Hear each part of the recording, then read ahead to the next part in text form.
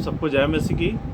आ, जैसे कि हम लोग गुड फ्राइडे का प्रचार कर रहे हैं और आज हम करेंगे पाम संडे के बारे में, जानेंगे कि पाम संडे क्या होता है ना। उसके बारे में पढ़ेंगे, सीखेंगे और जानेंगे।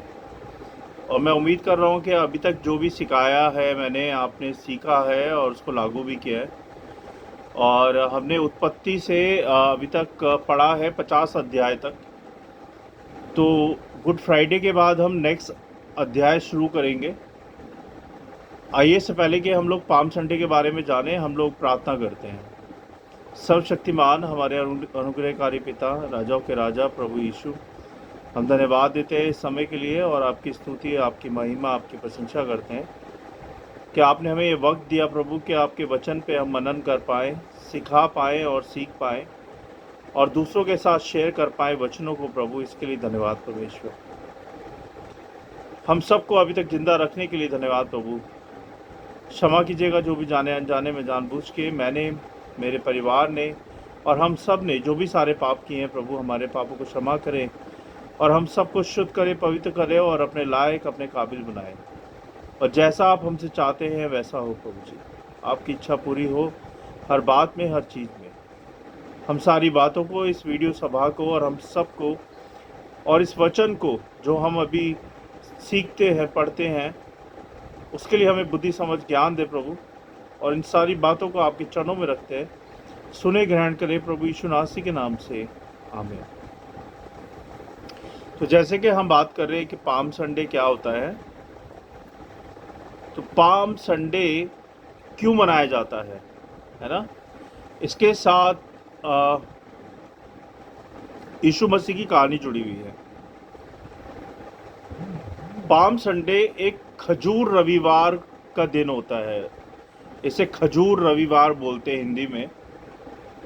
पाम संडे का मतलब है खजूर रविवार। जब यीशु मसीह यरूशलेम नगर में विजयी रूप से प्रवेश करते हैं, और ये घटना ईस्टर से ठीक एक सप्ताह पहले घटती है। यह दिन यीशु के उद्धारकर्ता होने की घोषणा करती है।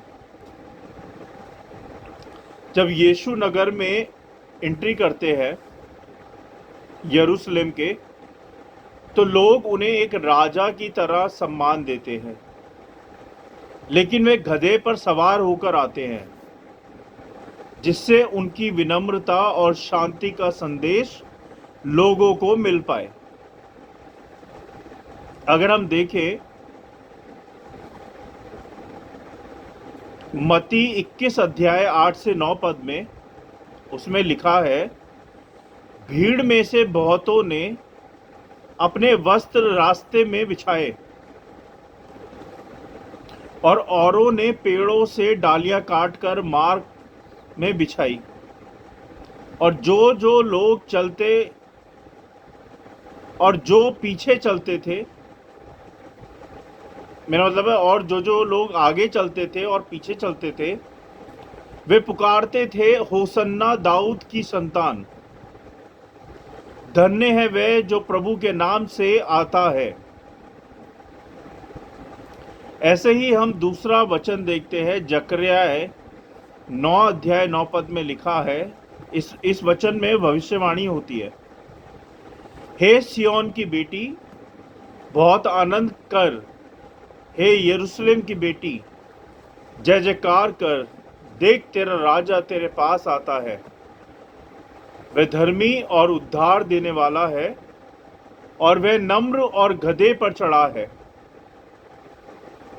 यूहन्ना 12 अध्याय 13 पद में लिखा है, वे खजूर की डालियां लेकर उसके स्वागत को निकले और चिल्लाते रहे, होसन्ना होसन्ना होसन्ना, धन्य है वे जो लोग प्रभु के नाम से आते हैं, अर्थात इज़राइल का राजा।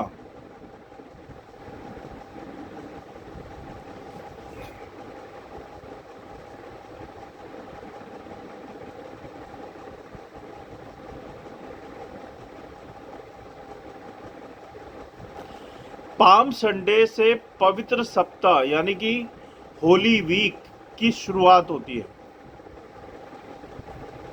अगर हम देखें तो पाम संडे हमें ये सिखाता है कि यीशु मसीह एक सच्चे राजा है जो विनम्रता, प्रेम और बलिदान के मार्ग से हमें उद्धार देने आए हैं।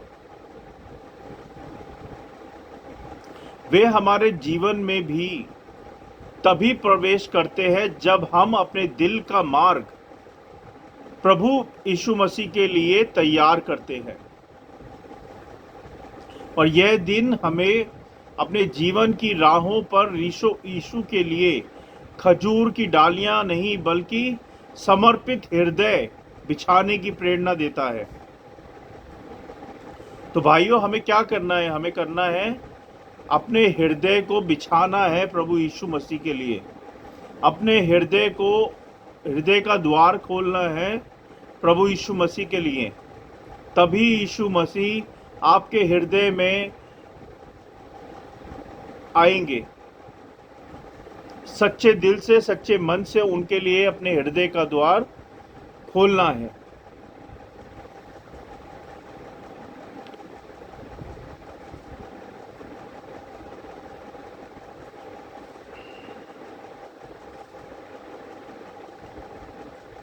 और जब यीशु मसीह नगर में प्रवेश करते हैं, जो लोग उन्हें राजा की तरह सम्मान देते हैं, लेकिन वे गधे पर सवार होकर आते, ये हमें ये सिखाता है जिससे कि उनकी विनम्रता और शांति का संदेश हम लोगों को मिल पाए।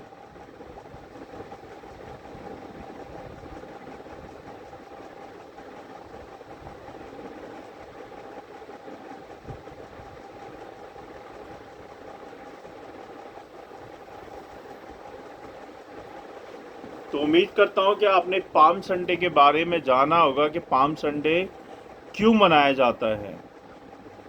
पाम संडे की बहुत छोटी कहानी है, लेकिन बहुत ही इम्पोर्टेंट है ये।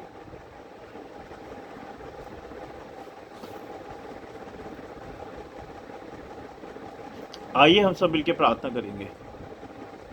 सर्वशक्तिमान हमारे अनुग्रहकारी पिता, राजाओं के राजा प्रभु यीशु, हम धन्यवाद देते हैं प्रभु, और धन्यवाद देते हैं आपके वचनों के लिए कि आपने हमें सिखाया है कि हम पाम संडे के बारे में जान पाएँ कि कैसे आपने यरूशलेम के अंदर प्रवेश किया था और कैसे लोगों ने आपके वेलकम के लिए डालियां बिछाई, आपका स्वागत किया। होने दे प्रभु कि हम भी अपने दिलों के द्वारों को खोल पाएँ, जिससे कि आप हमारे हृदय में आ पाएँ प्रभु जी, सच्चे दिल से, सच्चे मन से, और वही करें जो आप हमसे चाहते हैं प्रभु जी। क्षमा कीजिएगा जो भी हमसे जाने अनजाने में गुनाह हुए हैं, अपराध हुए हैं, हमारे गुनाहों के लिए क्षमा करें, और हम सबको सही रास्ता दिखाएं, सही राह दिखाएं प्रभु, और शैतान की देखी अनदेखी स्थानीय शक्तियों से हम सबको बचाएं। जो लोग मुझे सुन रहे हैं, देख रहे हैं, उन सबको ब्लेस करें प्रभु, और सबका ख्याल रखें प्रभु, सबकी रक्षा करें, सबको आशीषित करें परमेश्वर, और इस वचन की रखवाली करें प्रभु जी कि ये वचन 100 गुना नहीं, करोड़ों गुना नहीं, अरबों गुना फैले लोगों तक, और इस वचन के जरिए हम लोगों तक पहुंच पाए। बहुत बहुत धन्यवाद प्रभु आज के वचनों के लिए, सभा के लिए, हम सब के लिए, और सारी बातों के लिए। हम सारी बातों को आपके चरणों में रखते हैं, सुनने ग्रहण करें प्रभु यीशु नासी के नाम से, आमीन। आप सबको जय मसीह की। God bless you all. हम कल फिर मिलेंगे नए अध्याय के साथ, नई बातों के साथ। तब तक के लिए गुड नाइट, बाय।